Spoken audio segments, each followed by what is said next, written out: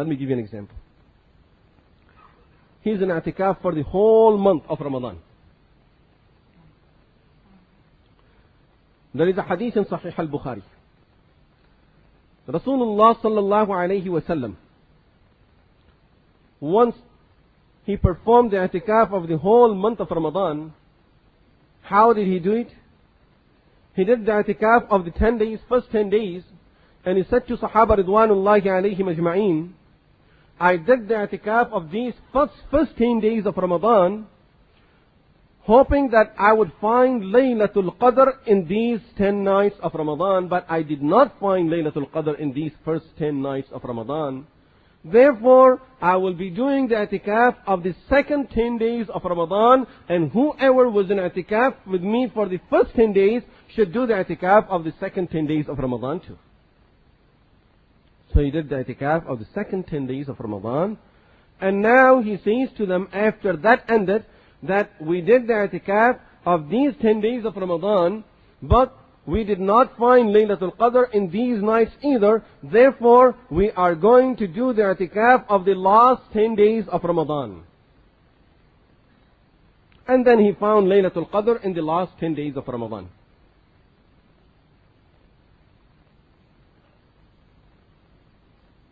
Ask the mashayikh who do i'tikaf during Ramadan and they do it for the whole Ramadan. How do they do it? And then ask Sheikh al-Hadith rahmatullahi alayhi how he used to do it. He writes a letter to one of his students. I'm in i'tikaf at this time, and I normally perform the i'tikaf and sit in i'tikaf for the whole month of Ramadan. But it's my habit, I don't make the intention for the whole month of Ramadan at once. For each 10 days I make a separate intention, because this was the way of Rasulullah sallallahu alayhi wa sallam. How deep this man is going. That since Rasulullah sallallahu alayhi wa sallam, first thing he made the intention of first 10 days, so therefore first thing I make the intention of only first 10 days. Then after that I make the intention of the second 10 days. Then I make the intention of the last 10 days, so that I'm following that sunnah of Rasulullah sallallahu alayhi wa sallam.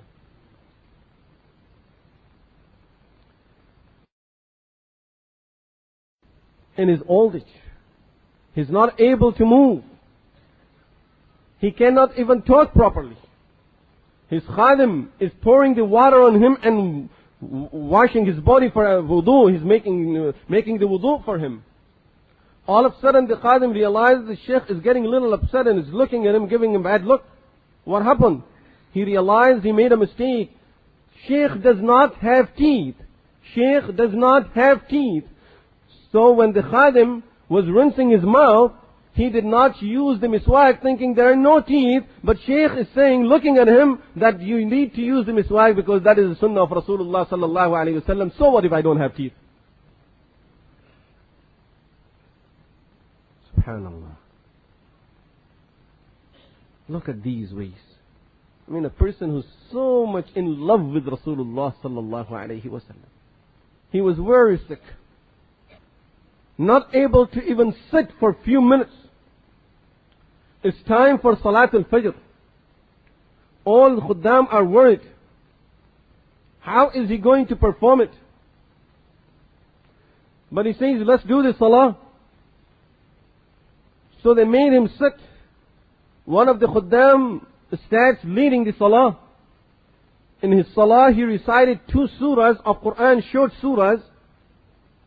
I don't exactly remember. There are students that may of Shaykh al-Hadith who may remember, Khulafa who may remember. It might be the Ja Nasrullah Tabbatida, one of these.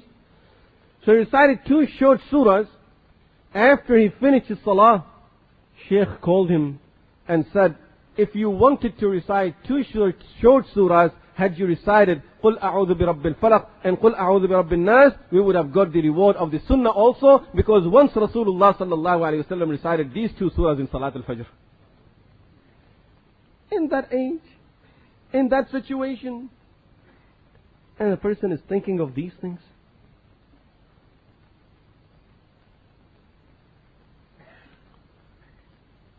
And because of these situations,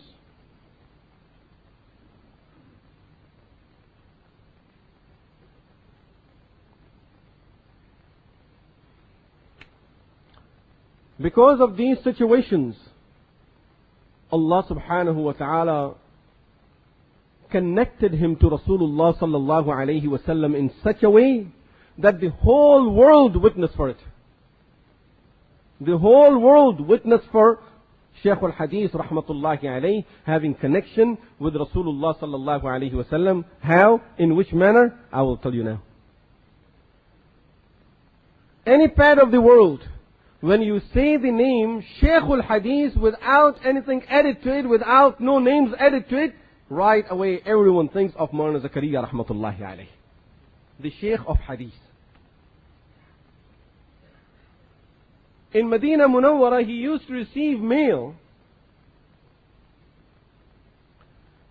Sometime that it's the whole address on the mail, this is the whole address, believe me, on the mail, Shaykh al-Hadith, Medina Munawwara. The mail is coming from different parts of the world. It gets right to him because they know there is only one Shaykh al-Hadith at this time. It gets right to Shaykh al-Hadith rahmatullahi alayhi. This reminds me of Imam Baghawi rahmatullahi alayhi. When he wrote his book Masabih al-Sunnah, he saw Rasulullah sallallahu alayhi wasallam in his dream telling him, أحياك الله كما أحييت السنة. May Allah always keep your name alive the way you kept my ahadith alive. And through that dua, people just out of nowhere, people started using the title for him as Muhyus Sunnah, the one who revived the Sunnah. And here we find for Shaykh al-Hadith rahmatullahi alayhi, everyone is using the title Shaykh al-Hadith.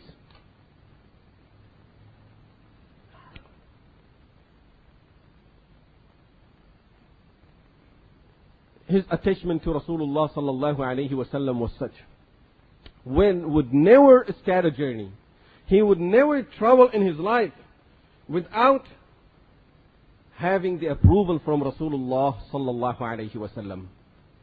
And most of the time, we have a person in our gathering, Hazrat Maulana Abdul Hafiz Makki Madda Zilluhu al-Ali. Most of the time, he would send him go to the Rawza Aqdas and find out what are the instructions from Rasulullah sallallahu alayhi wasallam for my journey. If he would say go, then I would go. If he would say no, I won't go. A person who would never take a step in his life without having that instruction from Rasulullah sallallahu alayhi wasallam. When people used to invite him from different parts of the world, he used to tell them, I'm ready. Let me see if I get a permission to go there. One day he's sitting by Rawza Aqdas, by the grave of Rasulullah sallallahu alayhi wasallam.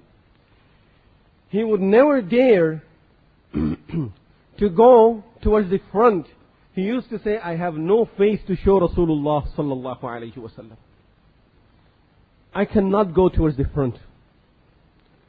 So he used to go towards the feet of Rasulullah sallallahu alayhi wasallam.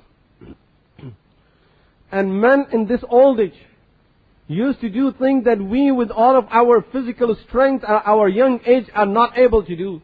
Will sit for hours over there without a single movement. For hours he will be sitting there. His head down, he's sitting. What is he doing? Only he knows and his God knows. But we know only one thing, that he is having that connection over there from inside. What is beyond that, we don't know. One day while he's sitting, all of a sudden he calls one of his students. He says, come quick. He's afraid. What happened? He says, turn my toe, turn my toe. He's not able to turn his own toe. He doesn't have that strength in that old age. He can't move himself. Turn my toe. What happened, Hazrat? So he turns his toe quickly. What happened? As I'm sitting, my toe slipped and it started facing the Rawza, and I don't want my toe to be facing the Rawza. It's disrespect for me, for my toe to be facing that direction.